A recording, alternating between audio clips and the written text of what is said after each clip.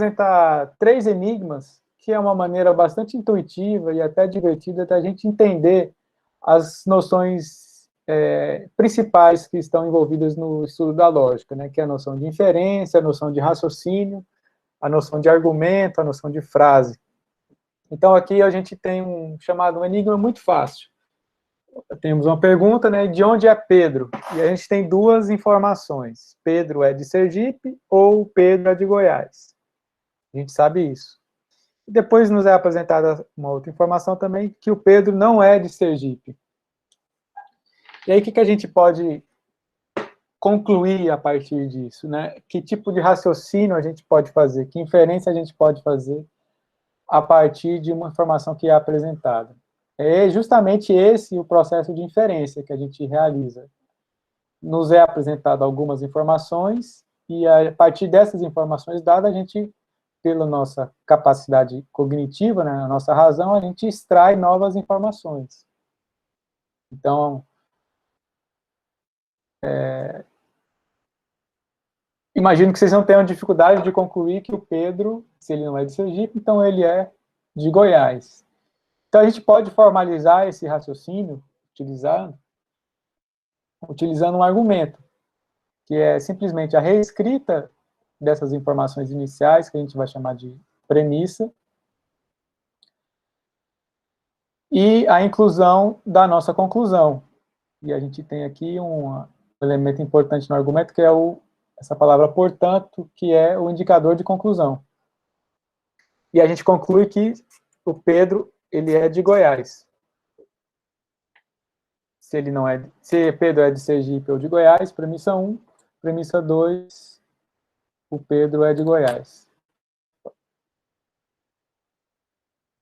Certo? Então, alguns aspectos importantes aqui que a gente já pode perceber.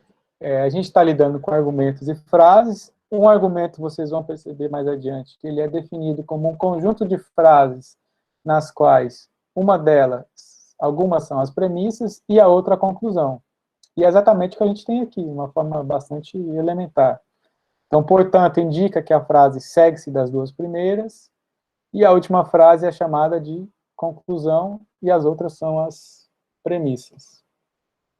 Então, os argumentos, que é algo, isso que eu acabei de explicar, né, um conjunto de frases nas quais uma é a conclusão e as outras são as premissas, eles são classificados na lógica entre argumentos válidos e inválidos. São propriedades que nós atribuímos aos argumentos. Um erro muito comum é as pessoas dizerem que, por exemplo, um argumento é verdadeiro ou um argumento é falso. Isso é um erro muito básico na lógica, chamado um erro categorial. Porque esses conceitos de verdade e falsidade normalmente se aplica a frases. Uma frase é verdadeira ou uma frase é falsa. E as frases são os constituintes do argumento. Então, o argumento ele pode ser formado por frases verdadeiras ou por frases falsas. Mas o argumento em si, esse conjunto, ele é chamado de válido ou inválido.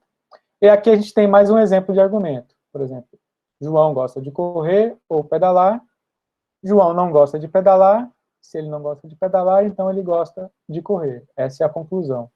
Esse é um outro símbolo muito comum usado para indicar a conclusão, esse triângulo formado de pontos.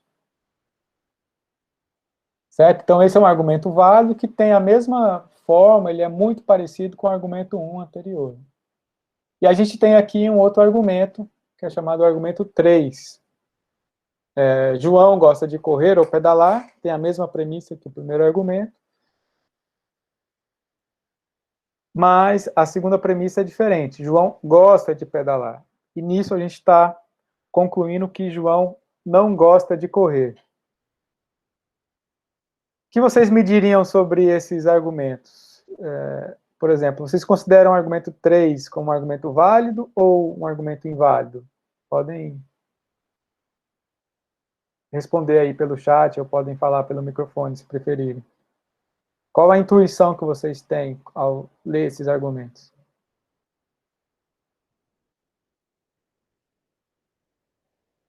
Isso, o argumento 3 parece inválido. Vocês estão corretos. Alguém se arrisca a justificar por que o argumento 3 parece inválido? Se quiser usar o microfone. Disse porque não é objetivo. Quase isso. Mais alguém?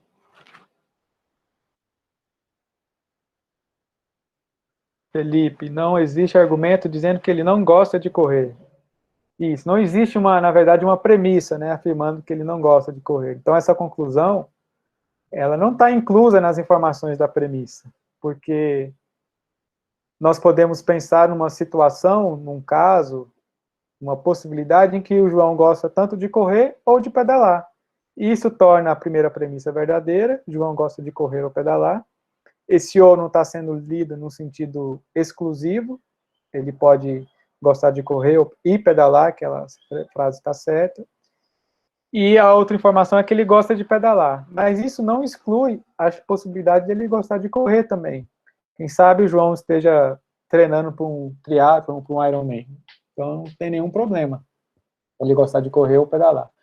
O argumento 2, por outro lado, ele é diferente. Ele afirma que ele começa com uma disjunção, uma frase que tem esse elemento aqui, o ou. O João gosta de correr ou pedalar.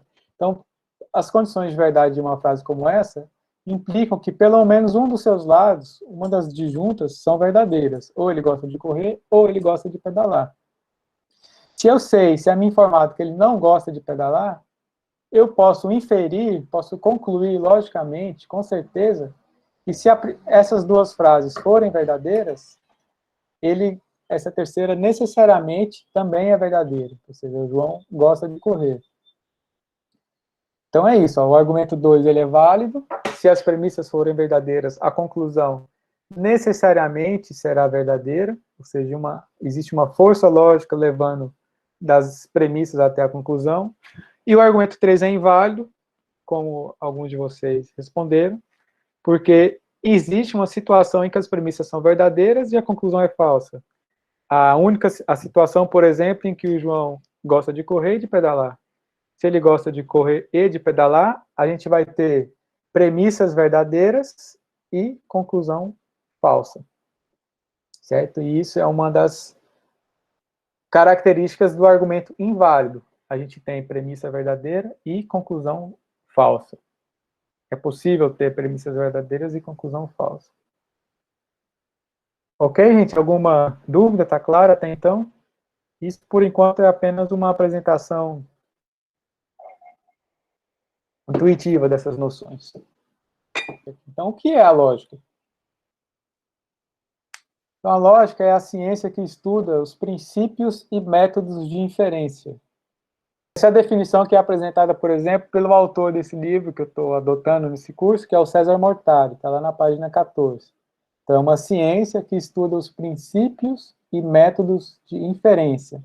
Então, a inferência aqui é entendida como uma noção central no estudo da lógica. Inferência também é entendida como um raciocínio, como a relação de consequência lógica. Então, a gente tem diversas palavras semelhantes que têm um significado muito semelhante também. Dependendo do livro que a gente adota, os autores preferem usar raciocínio, ou argumentação, ou inferência. Então, são todas coisas semelhantes. Então, no geral, a lógica investiga critérios para distinguir um argumento que seja válido de um argumento que seja inválido, como a gente fez no slide anterior. A gente fez tudo aquilo ainda intuitivamente, mas a lógica, como ela está preocupada muito com a clareza e a precisão, ela vai desenvolver definições muito precisas de como reconhecer que um argumento é válido ou reconhecer que um argumento não é válido. E aí, por que estudar lógica? Né? Que é uma pergunta que eu fiz para vocês no início ainda, na apresentação, e vou apresentar algumas maneiras da gente responder também. Então, como eu disse, a lógica ela tem origem na filosofia e é, portanto, considerada uma disciplina da filosofia. O primeiro livro conhecido de lógica foi escrito pelo grande filósofo Aristóteles, né? Uma obra chamada Organon, que é uma palavra grega que quer dizer ferramenta. Então, o órgão do Aristóteles é como se fosse uma ferramenta da filosofia, uma ferramenta do raciocínio, das ciências. Então, ela tem esse caráter instrumental. Claro que a gente está assumindo aqui uma base do que a gente conhece pela civilização ocidental, mas não estou querendo excluir outras civilizações, como a indiana, outras civilizações asiáticas, que também têm estudos de lógicas e que também chegaram em resultados muito parecidos. Então, um conceito que ficou muito importante no órgão do Aristóteles é justamente essa relação de consequência lógica. É dito que ele foi o primeiro na história da humanidade a reconhecer essa relação existente entre certo tipo de frases, de enunciados, e definiu essa relação de consequência lógica, que é mais ou menos essa definição de validade que a gente está estudando aqui. Essa definição do Aristóteles, para quem tiver interesse, está num livro chamado Primeiros Analíticos, onde ele apresenta a noção de dedução, que também às vezes é entendida como silogismo. Então, uma das maneiras de ensinar lógica é ensinar essa lógica chamada aristotélica, né, que é a lógica dos silogismos, entender as relações lógicas existentes entre um certo tipo de argumento. Então, os argumentos válidos são os pilares da pesquisa filosófica, e podemos dizer também da prática científica, né? Então, se a gente quer realizar a melhor investigação científica, se nós estamos interessados em aprender a escrever melhor, em estruturar melhor os nossos textos, na academia, o estudo da lógica vai ser importante para isso, porque se a gente for apresentar qualquer trabalho e tiver preocupação em esclarecer e tornar explícito as premissas sobre as quais nós estamos trabalhando e como, a partir dessas premissas, a gente chega na conclusão desejada, o nosso trabalho vai ser enriquecido, com certeza. Então, essas ferramentas que a gente tem na lógica, elas são úteis para tornar noções intuitivas mais precisas, por exemplo, a noção de possibilidade e necessidade, noções relacionadas ao tempo, de crença e conhecimento, as noções relacionadas também à obrigação moral, como é de interesse dos colegas do curso de Direito, a lógica deontica. E também a lógica tem aplicações tanto na matemática como na computação. Tem aplicações na linguística, para quem for da área de letras, se já tiver estudado a disciplina de linguística, pode ter visto que a linguística formal usa a mesma linguagem formal que a gente está estudando aqui. Então, a gente pode usar a lógica para entender melhor a semântica da língua natural. Na matemática, a lógica formal desenvolveu a busca pelos fundamentos da matemática, que foi uma área que se desenvolveu principalmente a partir do início do século XX, que existia um grande projeto de matemática de encontrar os fundamentos da matemática na lógica. O principal filósofo e matemático desse movimento, chamado Gottlob Frege, um lógico alemão, que está relacionado com essas disciplinas da matemática, esses assuntos, né, sistemas axiomáticos, estruturas algébricas, teoria de conjuntos, todos eles são fundamentados em lógica. E, para quem é da área de computação, também é de interesse a lógica por causa das linguagens de programação, da representação de conhecimento e das aplicações da inteligência artificial. Todas essas estão, de alguma maneira, fundamentadas na lógica. Ok, gente? Alguma dúvida? Da sequência, aqui para estudar alguns enigmas um pouco mais complicados. Aí eu vou exigir um pouco mais da atenção de vocês. Aí eu coloquei aqui um quadrinho, um pouco de humor para a gente se divertir um pouco. Não me lembro bem a autoria do quadrinho, ele não está totalmente legível, mas eu vou ler para vocês. A gente tem aqui duas galinhas conversando e elas estão visualizando um ser humano comendo uma coxinha de galinha, né, que parece apetitosa. E a primeira galinha diz: ontem a Lilian sumiu do galinheiro e hoje aparece esse cara comendo uma coxinha. Aí elas, com base nessas informações iniciais, elas começam a raciocinar aqui no segundo quadrinho e começam a ligar os pontos, né, a ligar os fatos. E aí concluem, não muito feliz, de que a Lilian subornou o cara com comida para fugir do galinheiro. Então, parece que essas galinhas, né, têm um sistema cognitivo um pouco mais limitado e não conseguiram obter a conclusão mais óbvia, pelo menos para nós humanos, de que, na verdade, a Lilian não fugiu, ela foi capturada e serviu de alimento aí para esse ser humano. Mas elas, na ingenuidade, concluíram, com base nas mesmas informações, de que ela subornou o zelador aí do galinheiro para poder fugir. Então, a gente poderia dizer que elas não fizeram um raciocínio muito correto ou muito válido aqui, né? Ou por algum tipo de limitação, não chegaram às melhores conclusões. Certo? Então, esse tipo de atitude mental, vamos dizer assim, que a galinha realizou, é chamado um processo de inferência, um processo de raciocínio. Só que a gente precisa conhecer essas leis lógicas para poder fazer melhores raciocínios, né? Para fazer raciocínios mais fundamentados de acordo com a lógica. Ok? Então, esse é um exemplo lúdico de como entender a noção de inferência. A gente está realizando inferências praticamente o tempo todo, né? Quando a gente conversa com as pessoas, quando a gente lê uma notícia, e está se informando para formar a nossa opinião, né? É bom a gente ter conhecimento sobre quais são as razões para a gente ter tais e tais opiniões, para ter tais e tais decisões em relação aos nossos atos e atitudes. Então, a lógica, nesse sentido, ela teria um papel muito importante até no desenvolvimento da democracia, porque se as pessoas sabem raciocinar logicamente, sabem argumentar racionalmente, a gente tem um ambiente público de discussão mais saudável. E a gente pode fugir de fenômenos comuns, como a gente vê hoje em dia, como a polarização, né?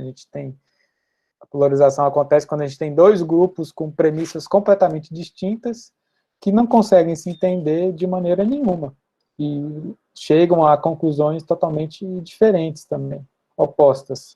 E um grupo não está disposto a procurar entender melhor as premissas do outro grupo.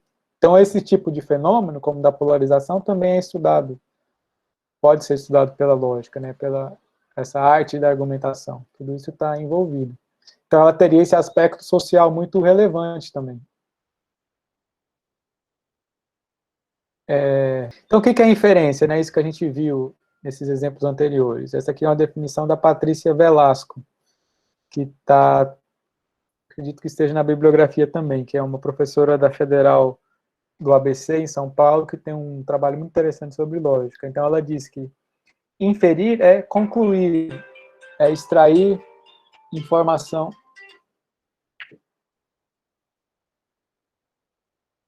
de raciocínio do encadeamento de informações disponíveis. Então, é esse processo que a gente está procurando apresentar de maneira intuitiva ainda, né? Então, vamos lá, Tânia, disposição para resolver mais dois enigmas lógicos? Então, vamos lá. O primeiro enigma lógico é o problema do brinco das princesas. Esse enigma está também no livro de Introdução à Lógica do César Mortari, que eu vou adotar aqui. Então, quem já leu o capítulo 1, talvez já tenha se familiarizado com esse brinco. O problema, então, é o seguinte. Tem uma historinha até divertida, eu vou apresentar para vocês, e aí vocês, com base nas informações que estão disponíveis, vocês vão ter que responder se uma das princesas está usando um brinco de esmeralda, na cor verde, ou um brinco de rubi. Então, eu vou apresentar a historinha aqui para vocês. Se alguém quiser aproveitar para pegar papel e caneta para anotar as informações disponíveis e auxiliar no seu raciocínio, fica à vontade. Então, vamos lá, a historinha começa assim. Há não muito tempo atrás, num país distante, havia um velho rei que tinha 3 filhas, inteligentíssimas e de indescritível beleza, chamadas Guilhermina, Genoveva e Griselda. Então, aqui a gente já tem informação importante, né? A gente tem 3 filhas e os seus nomes. Sentindo-se perto de partir desta para melhor, e sem saber qual das filhas designar como a sua sucessora, o velho rei resolveu submetê-las a um teste. A vencedora não apenas seria a nova soberana, como ainda receberia a senha da conta secreta do rei, num banco suíço, além de um fim de semana com despesas pagas na Disneylândia. Chamando as filhas à sua presença, o rei mostrou-lhe 5 pares de brinco, idênticos em tudo, com exceção das pedras neles engastadas. 3 eram de esmeralda e 2 de rubi. Então o rei vendou os olhos das moças e, escolhendo ao acaso, colocou em cada uma delas um par de brincos. O teste consistia no seguinte: aquela que pudesse dizer, sem sombra de dúvida, qual tipo de pedra que havia em seus brincos, herdaria o reino, a conta na Suíça, e etc. Opa! Então, continuando. Então, a gente tem 3 princesas e 5 pares de brincos, né, sendo 3 de esmeralda e 2 de rubi. E o rei distribuiu esse brinco aleatoriamente para as 3 princesas. E aquele que descobrisse qual brinco estava utilizando seria a vencedora. Aí elas começaram a tentar. A primeira que desejou tentar foi Guilhermina, de quem ela estava no mesmo ambiente. O rei tirou a venda dos olhos dela e ela examinou o brinco das suas irmãs, mas não foi capaz de dizer se a pedra que ela usava era de rubi ou esmeralda. Então ela se retirou furiosa. A segunda que desejou tentar foi Genoveva. Contudo, após examinar os brincos de Griselda, Genoveva se deu conta que também não sabia determinar se os seus brincos eram de esmeralda ou rubi. E da mesma furiosa forma que sua irmã saiu batendo a porta. Quanto a Griselda, antes mesmo que o rei lhe tirasse a venda dos olhos, anunciou corretamente, alto e bom som, o tipo de pedra de seus brincos, dizendo ainda o porquê da sua afirmação. Assim, ela herdou o reino, a conta na Suíça, na viagem à Disneylândia, conheceu um jovem cirurgião plástico, com o qual se casou e foi feliz para sempre. Então, pergunta: que brincos tinha Griselda, de esmeralda ou de rubi? Justifique a sua resposta. Então, esse é o primeiro, o chamado enigma do brinco das princesas. Eu vou dar um tempo para vocês responderem aí, pelo menos uns 5 minutos, e o texto vai ficar aí na tela. E aí, quem quiser, eu preparei aqui num sistema de auxílio de apresentação também, chamado Mentimeter. Eu vou colocar o endereço aqui para vocês ir registrando a resposta, e aí em 5 minutos a gente vê como ficou. Como foi a opinião de vocês. 22. Vou dar um tempo de 5 minutos para vocês responderem. Pensarem a respeito, né? E encontrar uma solução de resposta e, mais importante, uma justificativa.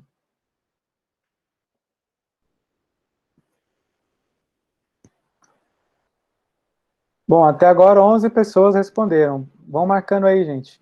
Eu vou mostrar aqui para vocês o resultado. Já discuto.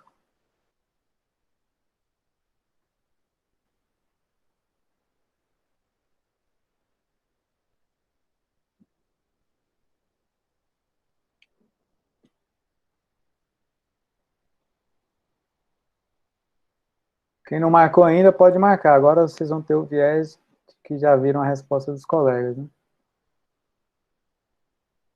Depois eu vou apresentar uma maneira da gente resolver isso, esse enigma.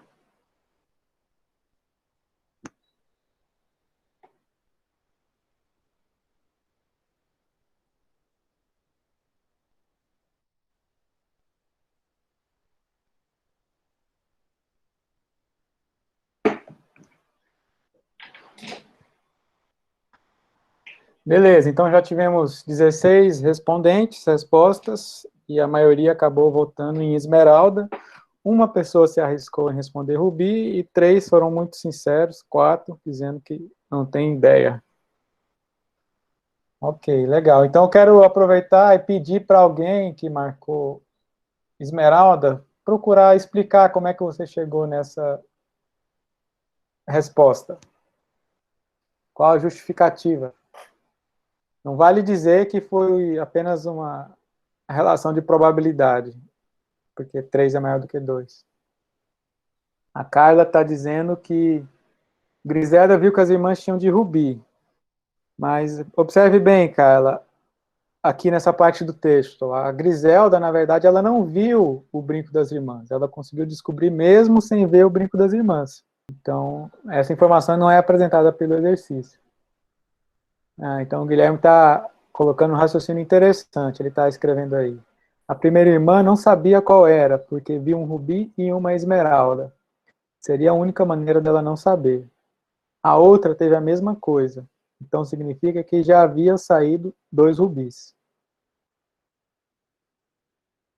Isso. Então, vocês estão pegando o fio da meada aqui do exercício. A Carla disse, porque se as outras não viram 2 rubis, e o Tiago disse, ela poderia ter visto 2 de esmeralda também.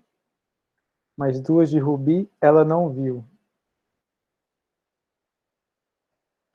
Isso. Então, o raciocínio é esse. As informações importantes são a quantidade de irmãs, a quantidade de brincos e também os erros que as irmãs, a incapacidade delas,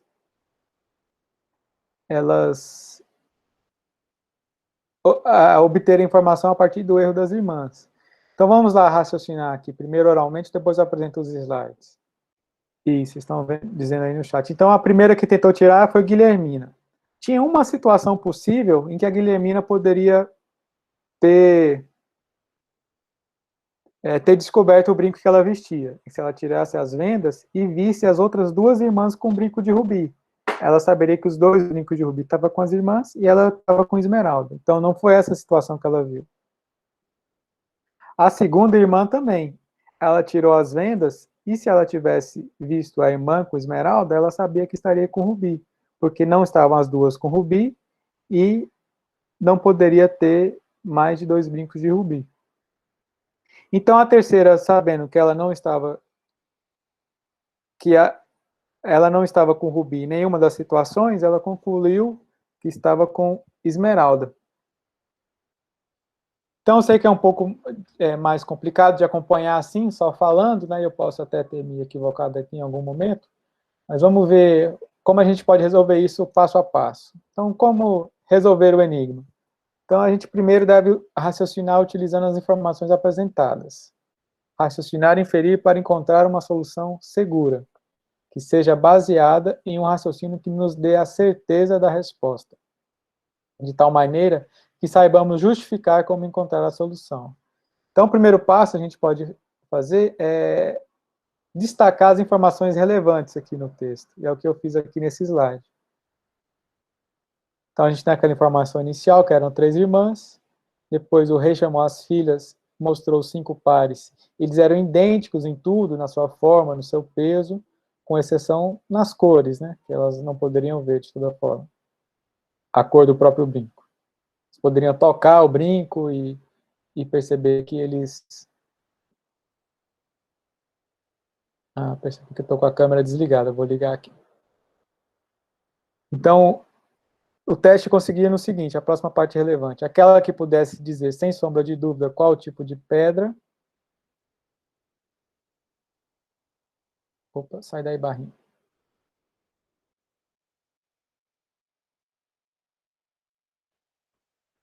Sem sombra de dúvida. Qual tipo de pedra que havia em seus brincos herdaria o reino. Então, a Guilhermina, a primeira, examinou e errou. A segunda, examinou e errou. E a terceira, sem examinar, acertou. Então, vamos pontuar aqui as informações importantes. Haviam 3 princesas. Elas não foram capazes de adivinhar. E a terceira foi capaz de adivinhar. Então, como é que foi o raciocínio da Griselda? Ela provavelmente raciocinou utilizando hipóteses. Hipótese é uma ferramenta muito útil na pesquisa, na investigação, porque é uma suposição que a gente faz. Vamos supor que determinado estado de coisa seja verdadeiro. O que a gente pode obter de conclusão a partir dessa suposição? Né? É um tipo de raciocínio muito comum na pesquisa científica. Então, a Griselda, ela imaginou todos os cenários possíveis de combinação de brincos. e a partir das novas informações, as tentativas erradas das suas irmãs, ela foi eliminando os cenários hipotéticos. E aí ela chegou numa combinação que ela poderia ter certeza de qual era o brinco que ela estava utilizando. E a gente pode imaginar esses cenários da seguinte maneira. Essa tabela exibe todas as possibilidades de utilização de 5 brincos pelas 3 irmãs. A gente percebe que são 7 cenários, S1 até S7, situação 1 até a situação 7. Na situação 1, todas estão com brinco de esmeralda, na 2, na 3 e na 4, a gente tem 2 irmãs com esmeralda e uma com rubi, na 5 e na 6, a gente tem 2 irmãs com rubi, e uma com esmeralda, e na 7 a gente tem 2 irmãs com rubi e a primeira com esmeralda. E aí a gente vai utilizando essa tabela para nos auxiliar a raciocinar sobre isso. Observe que apenas no cenário descrito pela linha 7, a Guilhermina poderia adivinhar com certeza qual ela brinco estava vestindo. Então foi o que a gente disse anteriormente. Imagina esse é o cenário da primeira irmã que tirou a venda dos olhos. A única situação possível em que ela pudesse descobrir o seu brinco seria aqui na linha 7, se ela tirasse as vendas e visse as suas irmãs vestindo rubi. Porque nesse caso, não teria nenhuma situação semelhante a essa, né, 2 com rubi, ela necessariamente estava com esmeralda. Mas não foi isso que aconteceu. Nos outros cenários, se as duas estivessem com esmeralda, por exemplo, a linha 1 e a linha 4, ela poderia estar ou com esmeralda ou com rubi. Nas linhas 2, 3, 5 e 6, as duas estavam, cada uma estava com rubi e uma com esmeralda, e ela poderia estar com esmeralda, uma com rubi, uma com esmeralda, uma com rubi, uma com esmeralda, e ela poderia estar com rubi. Então, ela não pôde adivinhar. Então, a gente pode eliminar essa situação 7. Certo? De 7 cenários, a gente tem 6 cenários. Eliminamos a linha 7. Sobraram 6. Aí agora observe o seguinte, nesse segundo momento. A única situação em que Genoveva poderia adivinhar o seu brinco é quando ela visse Griselda vestindo rubi. Linha 2 e 6. Observem aqui na linha 2 e na linha 6. A gente está aqui na linha 2 na situação da Genoveva. A Genoveva tem essas situações para observar. Se ela tivesse visto Griselda com rubi, na linha 2 e 6, ela poderia concluir que ela estava com esmeralda, porque nas duas situações em que a irmã está com rubi, ela está com esmeralda, certo? Se ela tivesse visto esmeralda, que é todas essas outras situações, ela poderia estar ou com rubi ou com esmeralda e não teria certeza. Então, uma vez que Griselda não acertou, a gente pode eliminar que uma vez que Genoveva não acertou, a gente pode eliminar que Griselda estava com rubi. Então, a gente marca as linhas 2 e 6. E olha a mágica acontecendo aqui da inferência lógica. A gente eliminou as 3 situações, e o que sobrou para Griselda? Em todas as situações possíveis, ela estava com brinco de esmeralda. E essa é uma maneira da gente responder esse enigma. Podemos fazer essa tabela, ou podemos descrever esse tipo de raciocínio utilizando o texto do português mesmo, mostrando as inferências que a gente faz de um passo para outro. Então, nos cenários possíveis não eliminados, Griselda está usando brinco de esmeralda. Portanto, podemos concluir, a partir de um processo de inferência, que Griselda vestia brincos de esmeralda.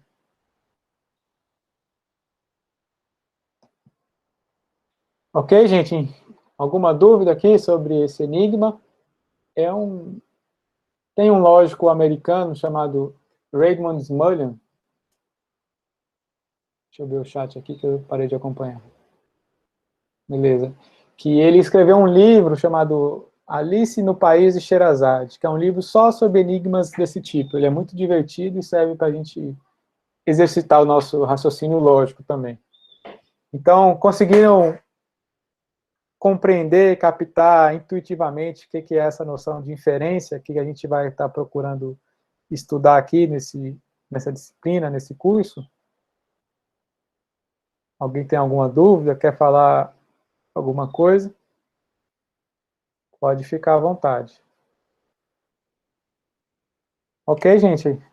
Então, vou concluindo a aula de hoje por aqui, agradeço a todos aí pela presença, pela atenção e pela participação.